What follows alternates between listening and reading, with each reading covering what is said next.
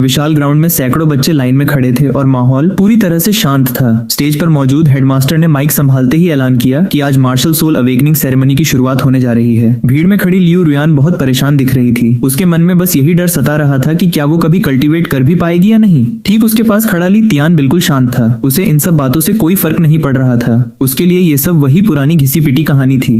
तभी ग्राउंड में अफरा तफरी मच जाती है। चू मुकियांग अपने साथियों के साथ रॉब झाड़ते हुए आगे बढ़ता है और सबको रास्ते से हटने को कहता है। उसके चेहरे पर एक घमंडी मुस्कान थी और वो सीधा रुयान और तियान की तरफ बढ़ रहा था। वो सीधा ली तियान के सामने आकर रुकता है। उसकी आंखों में ली तियान के लिए साफ नीचा दिखाने का भाव था। वह मुस्कुराते हुए ताना मारता है, वाह देखो तो कौन है, सालों पहले शुरुआती टेस्ट का टॉप स्कोरर। 3 साल तक कचरा बनने के बाद भी यहाँ आने की हिम्मत हुई। ली तियान बिना किसी डर के उसकी आंखों में आंखें डालकर देखता है। आसपास के बच्चे तमाशा देखने लगते हैं। तभी स्टेज से हेडमास्टर चिल्लाकर नाम पुकारते हैं, चू मुकियांग ऊपर आओ। मुकियांग तियान को एक घमंडी नजर से देखता है और तेजी से स्टेज की तरफ भागता है। वह जाकर अवेकनिंग स्टोन के सामने खड़ा होता है। जैसे ही वो स्टोन को छूता है उसमें से एक चमकीला गोल्डन लाइट निकलने लगता है। ये देखकर हेडमास्टर की आंखें फटी की फटी रह जाती हैं। वह चिल्लाते हैं, एस ग्रेड, ये तो एस ग्रेड मार्शल सोल है। आखिरकार हमारी एकेडमी को ऐसा जीनियस मिल ही गया जो देश के टॉप 10 स्कूलों में जाएगा। मुकियांग के पीछे एक विशाल सुनहरे योद्धा की परछाई प्रकट होती है। उसके चेहरे पर एक खतरनाक और घमंडी मुस्कान तैर जाती है। मुकियांग अपनी इस जबरदस्त ताकत को देखकर खुशी से पागल हो गया। वह जोर जोर से हंसने लगा और चिल्लाया, हा हा हा, ये सच में मेरे खानदान का महान overlord Xiang clan martial soul है। उसने अपने हाथों में ऊर्जा समेटी और चिल्लाया, मार्शल सोल पसेसिव। उसी पल वह विशाल सुनहरा योद्धा और उसका भाला मुकियांग के शरीर के साथ जुड़ गए। पूरे मैदान में उसकी ताकत की गूंज फैल गई। मुकियांग घमंड से मुड़ा और ली तियान की तरफ देखने लगा। उसके चेहरे पर एक नीचा दिखाने वाली मुस्कान थी। उसने सोचा, अब तो मुझे भी देखना है कि तेरे जैसा कचरा किस घटिया मार्शल सोल को जगा पाता है। हेडमास्टर ने अगला नाम पुकारा। अगली बारी लियू रुयान की है। लियू रुयान घबराते हुए सीढ़ियां चढ़कर स्टेज की तरफ बढ़ने लगी। उसी वक्त मुकियांग अकड़ के साथ सीढ़ियों से नीचे उतर रहा था। दोनों एक दूसरे के पास से गुजरे। नीचे खड़ा ली तियान एकदम गंभीर नजरों से रुयान को देख रहा था। रुयान ने अपनी आंखें बंद की और अपने दोनों हाथ धीरे से उस नीले चमकते हुए स्टोन पर रख दिए। शुरुआत में स्टोन में हल्की सी रोशनी चमकी, लेकिन तभी अचानक स्टोन से एक तेज नीली रोशनी का धमाका हुआ और पूरे स्टेज पर प्रकाश फैल गया। नीचे खड़े स्टूडेंट्स की आंखें फटी की फटी रह गईं। सब हैरान होकर स्टेज की तरफ देखने लगे। रुयान की आंखों में रहस्यमयी बैंगनी रोशनी चमकी और उसके ठीक पीछे लाल पोशाक में हाथ में वाद्य यंत्र लिए एक देवी प्रकट हुई। हेडमास्टर खुशी से चिल्ला उठे, यूजी, ये तो एक top tier battlefield support martial soul है। पूरे ग्राउंड में बच्चों का शोर गूंज उठा कि एक और एस ग्रेड मार्शल सोल मिल गया। हमारी एकेडमी तरक्की कर रही है। रुयान सीढ़ियों से नीचे उतरने लगी। बच्चे फुसफुसाने लगे कि हम सोचते थे ली तियान आसमान छुएगा, पर असली चुनिंदा योद्धा तो चू मुकियांग है। मुकियांग मुस्कुराते हुए रुयान का रास्ता रोकता है। रुयान का चेहरा शांत पर हैरान सा रहता है। मुकियांग घमंड से कहता है, अब तो तुम्हें साफ दिख गया होगा ना, सिर्फ मैं इस एकेडमी का नंबर 1 तुम्हारे लायक हूँ। मेरी गर्लफ्रेंड बन जाओ, क्या कहती हो? सबके तानों और हलचलों को नजरअंदाज करते हुए ली तियान शांत कदमों से सीढ़ियां चढ़कर ऊपर पहुंचता है। अवेकनिंग स्टोन के सामने खड़े होकर वो अपना हाथ धीरे से उसकी सतह पर रखता है। स्टोन के अंदर का जादुई चक्र सोने जैसी सुनहरी रोशनी से चमक उठता है। अगले ही पल तियान के शरीर से तेज रोशनी की लपटें निकलने लगती हैं। पूरा आसमान अचानक काले बादलों से घिर जाता है और चारों तरफ अंधेरा छा जाता है। फिर अचानक बादलों को चीरती हुई सुनहरी रोशनी की एक विशाल किरण सीधे आसमान से जमीन पर गिरती है। बादलों के बीच बादशाही चमक के साथ एक दिव्य सुनहरा पैलेस प्रकट होता है। महल के विशाल गोल्डन डोर खुलते हैं, जहाँ से चमकता हुआ शाही दरबार और ड्रैगन की नक्काशीदार भव्य खंभे नजर आने लगते हैं। उस विशाल पैलेस के अंदर का नजारा ही अलग था। चारों तरफ गोल्डन ऑरा चमक रहा था और सामने खड़े थे महाशक्तिशाली योद्धा। बीच में भाला थामे खड़े थे एम्परर। एक तरफ चाबुक वाला डेंजरस वॉरियर और दूसरी तरफ शाइनिंग आर्मर में वीर योद्धा। ली तियान की आंखों में एक अलग ही स्पार्क आ जाता है। तभी उसके दिमाग में एक कड़क आवाज गूंजती है, congratulations host, human emperor system hall of heroes awaken हो चुका है। अंतरिक्ष में एम्परर का एक विशाल गोल्डन अवतार ली तियान के सामने प्रकट होता है। सिस्टम आगे अनाउंस करता है, होस्ट लेवल डिटेक्ट हुआ है, ब्लैक आयरन आई। ली तियान के चेहरे पर एक किलर स्माइल आ जाती है। वह धीरे से बड़बड़ाता है, the human emperor system hall of heroes. अगले ही पल उस एक्स्ट्राऑर्डिनरी पावर को सहन न कर पाने की वजह से अवेकनिंग स्टोन चकनाचूर होकर हवा में टूटने लगता है। नीचे खड़े सारे स्टूडेंट्स का दिमाग घूम जाता है। सब चिल्लाने लगते हैं, अरे अवेकनिंग स्टोन ही टूट गया, ये नामुमकिन है यार। माइक पर खड़े हेडमास्टर साहब शॉक में आ जाते हैं। वे कांपती आवाज में कहते हैं, ऐसा कौन सा भयानक मार्शल सोल है जो अवेकनिंग स्टोन को ही ब्लास्ट कर दे? क्या ये लेजेंडरी एसएस ग्रेड है? ये सुनते ही मुकियांग गुस्से से अपनी मुट्ठी भींच लेता है। उसकी जल के राख हो जाती है और वो मन ही मन बोलता है, ये कचरा इंसान एसएस ग्रेड कैसे हो सकता है? रुयान पहले तो उदास होकर आंखें बंद कर लेती है, पर एसएस ग्रेड की बात सुनते ही उसकी बाछें खिल जाती हैं। वह मन ही मन मुस्कुराकर सोचती है, एसएस ग्रेड चू मुकियांग से भी पावरफुल। मुझे पता था मेरा फैसला कभी गलत नहीं हो सकता, लेकिन तभी सिस्टम का असली स्टेटस सबके सामने फ्लैश होता है। Hero emperor, pseudo D grade, EX grade. ये देखते ही पूरे क्राउड में सन्नाटा छा जाता है और फिर अचानक ठहाके गूंजने लगते हैं। एक स्टूडेंट हाथ उठाकर चिल्लाता है, अबे इतना बड़ा ड्रामा किया और निकला क्या? एक घटिया डी ग्रेड मार्शल सोल। दूसरी लड़की उंगली दिखाकर पागल की तरह हंसते हुए तंज कसती है, अरे इसके पास तो कोई हथियार तक नहीं है, इस मार्शल सोल का क्या करेगा? स्टेज पर डांस परफॉर्मेंस देगा क्या? ये सुनकर चू मुकियांग अपनी हंसी रोक नहीं पाता और पेट पकड़कर जोर जोर से ठहाके लगाने लगता है। हा हा हा हा, क्या फुसकी बम निकला।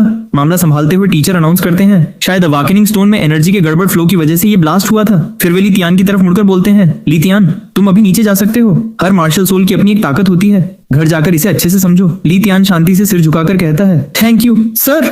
लेकिन जैसे ही वो पीछे मुड़ता है, अपने हाथ को देखकर मन ही मन मुस्कुराता है। इन मामूली इंसानों को क्या पता कि ह्यूमन एम्परर की असली पावर क्या चीज है। टीचर पूरे ग्राउंड की तरफ देखकर आखिरी अनाउंसमेंट करते हैं, इसी के साथ आज की अवाकनिंग सेरेमनी खत्म होती है। दोपहर के कॉम्बैट टेस्ट के लिए कोई भी लेट मत होना, ये तुम्हारे फ्यूचर का सवाल है। और इसी के साथ सारे स्टूडेंट्स अपने अपने रास्तों पर निकलने लगते हैं। जैसे ही ली तियान आगे बढ़ता है, चू मुकियांग बीच रास्ते में आकर उसकी छाती पर उंगली ठोक देता है। ली तियान, मुझे तेरा ये शांत चेहरा बिल्कुल बर्दाश्त नहीं होता। आसमान भी गिर पड़े तो तू पलक तक नहीं झपकाएगा। किसको इंप्रेस करने का नाटक कर रहा है तू? ली तियान बिना डरे सीधे उसकी आंखों में देखकर ठंडे तेवर में पेलता है, एक समझदार कुत्ता कभी किसी का रास्ता नहीं काटता। ये सुनते ही चू मुकियांग का दिमाग सनक जाता है। उसकी मुट्ठी पर नीली बिजलियां कड़कने लगती हैं। तेरी इतनी हिम्मत, लगता है तू अपनी मौत को दावत दे रहा है। अभी के अभी तेरा काम तमाम करता हूँ। तभी हेडमास्टर कड़क आवाज में बीच में आ जाते हैं, सबके सब रुक जाओ। बहुत फालतू एनर्जी भरी पड़ी है क्या? अपनी ये सारी गर्मी दोपहर के कॉम्बैट टेस्ट के लिए बचा कर रखो। अगर किसी ने भी पर्सनल फाइट की तो सीधे डिस्क्वालीफाई। चू मुकियांग अपनी मुट्ठियां भींचकर गुस्से से खौल उठता है। कहानी 3 साल पहले की एक सुनसान गली में जाती है, जहां चू मुकियांग जबरदस्ती लियू रुयान का हाथ पकड़कर धौंस जमा रहा था। लियू रुयान, मेरी गर्लफ्रेंड बन जा। क्या सोचती है? तभी ली तियान वहां भागते हुए आता है और बिना एक पल गंवाए चू मुकियांग के मुंह पर एक जोरदार पंच जड़ देता है। मुक्का लगते ही चू मुकियांग धड़ाम से जमीन पर गिरता है और उसके मुंह से खून निकलने लगता है। ली तियान तुरंत रुयान को अपने पीछे करके ढाल बन जाता है। जमीन पर पड़ा चू मुकियांग आंखें तरेरकर खूंखार तेवर में बड़बड़ाता है, लियू रुयान सिर्फ मेरी है। ली तियान, आज जो तूने मुझे मुक्का मारा है ना, उसकी कीमत तुझे आज नहीं तो कल चुकानी ही पड़ेगी। लियू रुयान गुस्से से तमतमाती हुई ली तियान के पास आती है और कड़क आवाज में कहती है, ब्रदर तियान, आखिरी बार तुम्हें ब्रदर बोल रही हूँ, आज से हमारे बीच सब खत्म। ली तियान अपनी शांत पर पैनी नजरों से उसे घूरते हुए पूछता है, सोच लिया? रुयान सीधा उसकी छाती पर उंगली तानकर अकड़ दिखाते हुए चिल्लाती है, अपना ये बेकार मार्शल सोल देखा है? और जरा मेरा ए लेवल यूजी देख। अब हम दोनों की हैसियत में जमीन आसमान का फर्क है, समझे? तुम मेरे काबिल ही नहीं हो। ये सुनकर ली तियान उसे जाता हुआ देखता है। रुयान सीधे चू मुकियांग के पास पहुंच जाती है। ली तियान मन ही मन मुस्कुराता है, चलो ठीक है, मैं तो तुम्हें अपनी इस बड़ी खुशी में शामिल करने वाला था, पर लगता है तुम इस लायक ही नहीं थी। उसी दोपहर ग्राउंड में ली तियान को देखते ही सारे स्टूडेंट्स उसकी तरफ उंगलियां उठाकर मजाक उड़ाने लगते हैं। एक लड़का तंज कसता है, अबे देख, ये वही एक्टर वाला मार्शल सोल वाला है ना। दूसरी लड़की हंसते हुए ताना मारती है, इतना कचरा मार्शल सोल मिलने के बाद भी इसकी हिम्मत तो देखो, यहाँ कॉम्बैट टेस्ट देने आ गया। तभी मैदान में चू मुकियांग की एंट्री होती है और उसकी एक झलक पाने के लिए सारे स्टूडेंट्स पागलों की तरह उसकी तरफ भागते हैं। चू मुकियांग आ गया, रास्ता छोड़ो भाई। लड़कियां चिल्लाती हैं, मुझे उसका ऑटोग्राफ चाहिए। एक तो कैमरे के साथ भागते हुए बोलता है, जल्दी चल, एक फोटो खिंचवा लेते हैं, बाद में शो ऑफ करने के काम आएगी। चू मुकियांग लियू रुयान का हाथ थामे हवाबाजी झाड़ते हुए ली तियान के सामने आकर खड़ा हो जाता है और अकड़कर बोलता है, दफा हो यहाँ से, ये जगह तेरे जैसे कचरे के खड़े होने के लिए नहीं है। तभी रुयान बीच में आकर चू मुकियांग को रोकती है और ली तियान की तरफ नीची नजर से देखते हुए बोलती है, छोड़ो न कियांग भैया, इसके पास बचा ही क्या है, बस एक कबाड़ मार्शल सोल, इस पर टाइम वेस्ट करने का कोई फायदा नहीं है। फिर वो चू मुकियांग का हाथ और कसकर पकड़ लेती है और मुस्कुराते हुए ताना मारती है, आज का दिन खत्म होने दो, फिर देखना इस कचरे को कोई याद भी नहीं रखेगा। हेडमास्टर माइक हाथ में थामकर कड़क आवाज में अनाउंस करते हैं, मार्शल टेस्ट शुरू होता है। स्टेज पर आने वाले सभी स्टूडेंट्स अपने सामने मौजूद पपेट पर पूरी ताकत से अटैक करेंगे। पपेट के चेहरे पर आपकी पावर का स्कोर दिखाई देगा। पूरे मैदान में सन्नाटा छा जाता है। हेडमास्टर आगे इशारा करते हुए बोलते हैं, मुकियांग, सबसे पहले तुम आओ और बाकी सभी स्टूडेंट्स के लिए एक मिसाल कायम करो। ये सुनते ही चू मुकियांग के चेहरे पर एक घमंडी मुस्कान आ जाती है। चू मुकियांग पूरे आत्मविश्वास के साथ सीढ़ियां चढ़कर अखाड़े के बीचों बीच पहुंचता है। वो पूरी ताकत से गरजते हुए कहता है, पहाड़ों को हिला देने वाली ताकत और इस युग पर राज करने वाला जज्बा। अगले ही पल मैदान में एक जबरदस्त ऊर्जा की लहर दौड़ जाती है। चू मुकियांग अपनी मार्शल सोल को बुलाता है। उसके ठीक पीछे एक विशालकाय चमकता हुआ सुनहरा योद्धा प्रकट होता है, जिसने भारी कवच पहन रखा है और हाथ में एक महाविनाशक भाला पकड़ रखा है। मुकियांग के अपने हाथ में भी एक भाला आ जाता है, जिस पर आग की लपटें उठने लगती हैं। अपनी पूरी ताकत और सुनहरे योद्धा की शक्ति को एक साथ मिलाकर वह सामने खड़े टेस्टिंग पपेट की तरफ एक जोरदार छलांग लगाता है और अपने जलते हुए भाले से सीधा प्रहार करता है। हमले की तीव्रता को भांपते हुए पपेट तुरंत अपने बचाव के लिए एक नीले रंग की हेक्सागोनल एनर्जी शील्ड बना लेता है। बूम! जैसे ही मुकियांग का भाला उस शील्ड से टकराता है, पपेट के सिर पर लगा डिजिटल मीटर पागलों की तरह तेजी से घूमने लगता है। नंबर तेजी से बढ़ते हैं और अंत में एक हैरान कर देने वाले स्कोर पर आकर रुक जाते हैं, 998। ये विशाल स्कोर देखते ही पूरे मैदान में सन्नाटा छा जाता है और फिर अगले ही सेकंड सारे स्टूडेंट्स खुशी और हैरानी से पागल हो जाते हैं। हर कोई तालियां बजाने लगता है। चू मुकियांग भाला लहराते हुए ली तियान की तरफ देखकर घमंड से चिल्लाता है,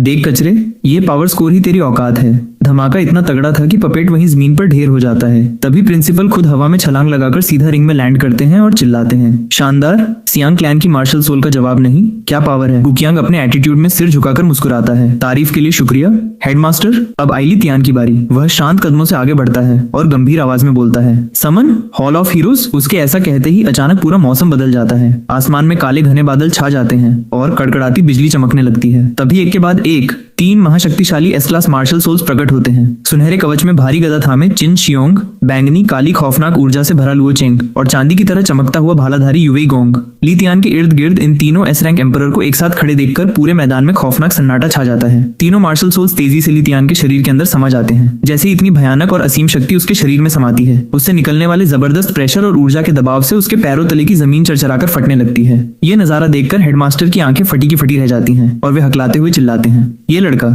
इसके पास सच में पौराणिक 3-फोल्ड मार्शल सोल है। पास खड़ी लड़की भी खौफ से कांप उठती है कि ये अचानक इतना ताकतवर कैसे हो गया। ली तियान अपनी आंखों में खतरनाक चमक के साथ अपनी टेक्निक एक्टिवेट करता है, चिन क्लैन मेस तकनीक, settle the land and reverse. उसके हाथों में लाल और नीली गदा आ जाती है और पीछे विशालकाय सुनहरा योद्धा चमकने लगता है। वह पूरी तरह तबाही मचाने के लिए तैयार है। लोटिसन ने अपनी पूरी ताकत समेटकर उस पावर चेक करने वाली मशीन पर एक जबरदस्त हमला किया। मशीन ने उस झटके को झेला और फिर अचानक तेजी से गोल गोल घूमने लगी। वो इतनी रफ्तार से घूम रही थी कि अखाड़े में एक नीले रंग का भयानक बवंडर बन गया। ये खौफनाक नजारा देखकर वहां खड़े चू मुकियांग के चेहरे का रंग उड़ गया। उसने हकलाते हुए कहा, सर, सिर्फ दिखावा, कोई दम नहीं। मुझे लगा था तुम कुछ कर पाओगे। पर उसकी कौंपती आवाज साफ बता रही थी कि वो बुरी तरह डर गया है। पास खड़ी लियू रुयान भी हैरान परेशान सी सोच में पड़ गई कि आखिर हो क्या रहा है। तभी हेडमास्टर चिल्लाए, रुको, जल्दी करो, बैरियर को मजबूत करो, क्योंकि उस पावर टेस्ट वाली मशीन में से अकल्पनीय ऊर्जा निकल रही थी। बूम!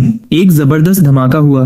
मशीन से निकली पावर बैरियर से टकराई और उसमें ढेरों दरारें पड़ गईं। पूरा अखाड़ा हिल गया। सारे स्टूडेंट्स हैरान होकर एक दूसरे को देखने लगे। कोई चिल्लाया, क्या मशीन खराब हो गई? कोई बोला, इतना ज्यादा पावर। चू मुकियांग गुस्से से तिल मिलाकर चिल्लाता है, टीचर, मैं ली तियान को मार्शल टेस्ट ड्यूएल की चुनौती देता हूँ। वो सीधा ली तियान पर उंगली उठाकर दहाड़ता है, ली तियान, क्या तू मेरी चुनौती स्वीकार करने की हिम्मत रखता है? हेडमास्टर दोनों को शांत करने की कोशिश करते हुए बोलते हैं, तुम दोनों ही इस एकेडमी के तराशे हुए जीनियस हो, फिर आपस में ही भिड़ने पर क्यों तुले हो? पर लीशन बिना किसी डर के अपने हाथ हवा में फैलाकर बिंदास अंदाज में कहता है, हेडमास्टर, मुझे चैलेंज मंजूर है। ये सुनते ही मुकियांग के चेहरे पर एक शैतानी मुस्कान आ जाती है और वह घमंड से बुदबुदाता है, ली तियान, तू सिर्फ कागजी शेर है। आज मैं सबकी आंखों के सामने तेरी औकात लाकर रखूंगा। चू मुकियांग अखाड़े के बीच पहुंचकर अपनी सुनहरी मार्शल सोल को समन करता है, जिससे उसके पीछे एक विशालकाय योद्धा प्रकट हो जाता है। वह एक धधकते हुए भाले को हवा में घुमाते हुए चीखता है, टायरेंट स्वीप्स, और पूरी ताकत से सीधा ली तियान की तरफ एक खौफनाक वार फेंकता है। लेकिन ली तियान अपनी जगह पर बेहद शांत खड़ा रहता है। वह ठंडे और बेपरवाह लहजे में कहता है, चल, आज तुझे दिखाता हूँ कि असली भालेबाजी क्या होती है। अगले ही पल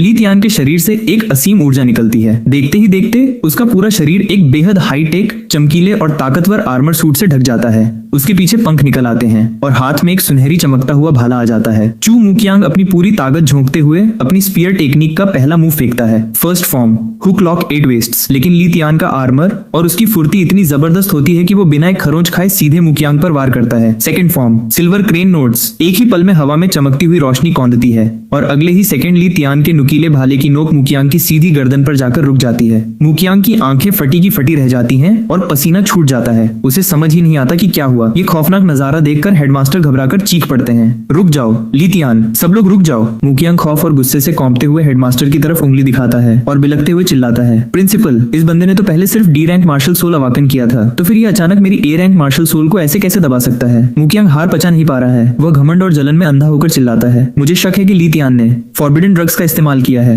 हेडमास्टर गंभीर चेहरा बनाकर ली तियान से पूछते हैं, क्या तुम इस बात का कोई जवाब दे सकते हो? ली तियान बिना घबराए बहुत ही शांत और गंभीर आवाज में बोलता है, क्योंकि ये तुम्हारी इग्नोरेंस है। तभी आसमान की तरफ सबका ध्यान जाता है। हवा को चीरते हुए कई शक्तिशाली मास्टर आसमान में उड़ते हुए सीधे मैदान में उतरते हैं। ये अलग अलग टॉप यूनिवर्सिटीज और एकेडमीज के हेड और एक्सपर्ट्स हैं। आसमान से उतरते ही स्पिरिट मार्शल एकेडमी के मास्टर ऑफर देते हैं, जवान दोस्त, क्या तुम हमारी स्पिरिट मार्शल एकेडमी में आना पसंद करोगे? तभी दूसरी तरफ से लिहान एकेडमी की दादू मास्टर अपनी जादुई स्नेक स्टाफ के साथ आगे आती हैं और सीधा बड़ा ऑफर ठोकती हैं। मेरी लिहान एकेडमी में आ जाओ, मैं गारंटी देती हूँ कि तुम अगले चैंपियन बनोगे। मिलिट्री एकेडमी के बुजुर्ग कमांडर आगे आते हैं और ऐसा ऑफर देते हैं कि सबकी बोलती बंद हो जाए। मेरी मिलिट्री एकेडमी में आ जाओ, मैं गारंटी देता हूँ कि ग्रेजुएशन पूरा करते ही तुम्हें सीधा मेजर जनरल का पद मिलेगा। ये सुनकर मुखियांग की तो जैसे दुनिया ही हिल गई। वो बौखलाकर बड़े मास्टर से गुहार लगाने लगता है।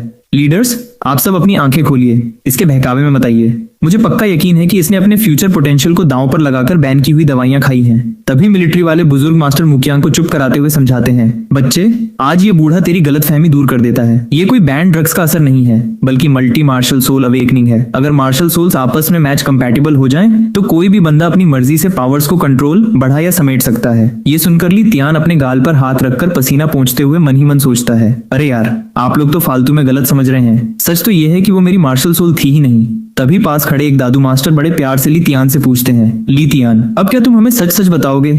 एक तरफ से ताना कसा जाता है, इसे अपनी पसंद बताओगे? क्या तुम्हें नहीं लगता कि तुम बहुत बड़ी बड़ी बातें कर रहे हो? तभी आसमान में काले बादलों को चीरता हुआ एक विशाल, बेहद चमकदार गोल्डन ड्रैगन प्रकट होता है। उसकी गर्जना से पूरा मैदान कांप उठता है। ड्रैगन गरजते हुए बाकी मास्टर से सवाल करता है, क्या तुम लोग एस रैंक या उससे भी ऊपर की मार्शल सोल को ट्रेन करने का खर्च उठा भी सकते हो? ये सुनकर जादुई स्टाफ वाले मास्टर कहते हैं, हफ्ते हफ्ते की बात तो दूर, हम अपनी पूरी एक पीढ़ी एल के सारे रिसोर्सेज दांव पर लगा देंगे, सिर्फ इस एक बच्चे को ट्रेन करने के लिए। लेकिन गोल्डन ड्रैगन सीधे मुख्य मुद्दे पर वार करता है, क्या तुम लोग मल्टी मार्शल सोल फ्यूजन की समस्या को सुलझा सकते हो? सारे मास्टर्स निरुत्तर होकर चुप हो जाते हैं। ड्रैगन आगे कहता है, मैं ज्यादा बकवास नहीं करूंगा, फैसला सीधा लितियान खुद करेगा। इसके बाद ड्रैगन हवा में एक बेहद चमकदार इन्विटेशन लेटर लितियान की तरफ फेंकता है और गर्जना करते हुए कहता है, इसे रख लो, मैं कैपिटल में तुम्हारा इंतजार करूंगा। गोल्डन ड्रैगन के जाते ही मैदान में सन्नाटा छा जाता है। स्नेक स्टाफ वाली दादू गुस्से में दांत पीसते हुए चिल्लाती हैं, गॉडडैम पायोनियर एकेडमियल। मिलिट्री कमांडर भी गंभीर चेहरा बनाए बस चुपचाप देखते रह जाते हैं, जबकि मुखियांग जलन और गुस्से से लाल पीला हो रहा होता है। ली तियान के हाथ में वो चमकता हुआ इनविटेशन लेटर है।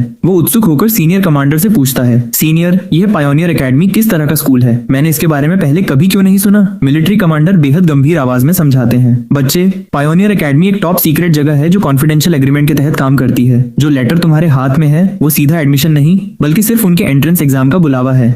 कमांडर आगे ली तियान की आंखों में देखते हुए कहते हैं, और याद रखना, जिस जगह तुम जा रहे हो वहां तुम जैसे लोगों को जीनियस भी नहीं माना जाता। वहां एक से बढ़कर एक धुरंधर भरे पड़े हैं। मास्टर्स आगे चेतावनी देते हैं, ली तियान, फैसला करने से पहले अच्छी तरह सोच लो। उस जगह की मॉर्टेलिटी रेट हर साल सबसे ज्यादा रहती है। लेकिन ली तियान घबराने के बजाय और निडर हो जाता है। वह सभी मास्टर्स का शुक्रिया अदा करते हुए झुककर कहता है, आप सभी का धन्यवाद, मैं इस पर गंभीरता से विचार करूंगा। वो हाथ में सुनहरे सील वाला वही खलास इन्विटेशन लेटर थामता है। उस लेटर को देखते हुए वो मन ही मन मुस्कुराता है, अच्छा, तो मुझे वहाँ जीनियस भी नहीं माना जाएगा? दिलचस्प है। अगले ही पल ली तियान कैपिटल जाने वाली ट्रेन में सवार हो चुका है। खिड़की से बाहर देखते हुए वो अपने अतीत और उस लड़की की यादों में खोया है जो पीछे छूट गई। तभी ट्रेन में चश्मा पहने एक सीधा साधा लड़का उसके पास आता है और मुस्कुराते हुए पूछता है, हे ब्रो, क्या तुम भी वापस स्कूल जा रहे हो? ली तियान उस चश्मे वाले लड़के को संजीदगी से जवाब देता है, मैं तो एक एग्जाम देने जा रहा हूँ। ये सुनकर लड़का चौंक कर मुस्कुराता है और शेखी बघारते हुए कहता है, अरे भाई, मैं तो क्योटो का ऑलराउंडर ज्ञानी हूँ, मुझे हर चीज की खबर रहती है। लेकिन इससे पहले कि वे आगे बात कर पाते, ट्रेन का दरवाजा धड़ाम से खुलता है। हथियारों से लैस डकैतों का एक गिरोह बोगी में घुस आता है। उनका डरावना आंख पर पट्टी बांधे हुए लीडर चिल्लाता है, डाका है,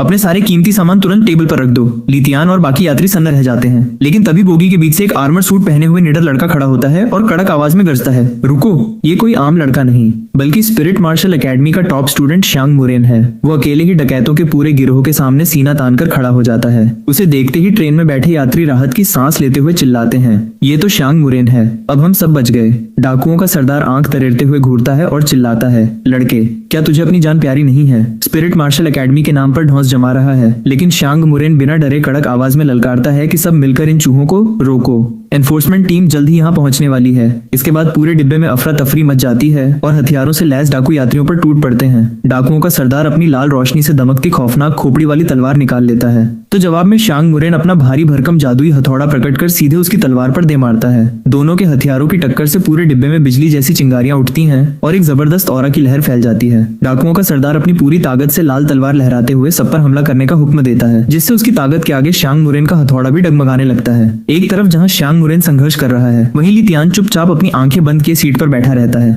लेकिन जैसे ही हवा में खतरे की गूंज बढ़ती है, लितियान अचानक अपनी आंखें खोलता है। डिब्बे के बाहर से अचानक एक तेज चाकू उड़ता हुआ आता है और सीधे श्यांग मुरेन को जा लगता है। उस अचानक हुए हमले से श्यांग मुरेन खुद को संभाल नहीं पाता, उसका संतुलन बिगड़ता है और वो हवा में उछलकर दूर जा गिरता है। डिब्बे के पीछे से काली ड्रेस और नकाब पहने एक रहस्यमयी हमलावर सामने आती है, जिससे से श्यांग मुरिन गुस्से से तिलमिला उठता है। कितनी घटिया हरकत है, तुम्हारे पास दो ब्रॉन्ज रैंक हैं, फिर भी छुपकर हमला कर रहे हो। डाकुओं का सरदार शैतानी मुस्कान के साथ श्यांग मुरिन पर वार करने ही वाला होता है कि तभी बाहर से खिड़की का कांच चकनाचूर होता है और एक चमकदार नीली तलवार सनसनाती हुई बोगी के अंदर आकर सरदार का वार रोक देती है। अगले ही पल पायोनियर एकेडमी की एनफोर्समेंट टीम की मेंबर वांग लिंगियर टूटी खिड़की के रास्ते एंट्री मारती है। वह अपने हाथ में नीली ऊर्जा से दमकती तलवार थामकर सीधी डाकुओं के सामने खड़ी हो जाती है। ली तियान भाले जैसा हथियार हाथ में थामे इस पूरे हंगामे को देखकर मन ही मन कुड़ता है। यार, मेरी पहली ही राइड में ये सब बवाल होना था क्या? वांग लिंगियर को देखकर घायल श्यांग मुरेन के चेहरे पर राहत आ जाती है। लिंगियर, तुम आ गई, पर संभल कर। उधर डाकुओं का सरदार अपनी खौफनाक लाल तलवार से हमला ठोकता है, पर सामने से नीली तलवार का ऐसा करारा ब्लॉक पड़ता है कि चिंगारियां हवा में बिखर जाती हैं। बिना रुकावट के नीली ब्लेड एक तेज लेजर की तरह सीधी सरदार के सीने को चीरती हुई निकल जाती है। ये तबाही देख ली।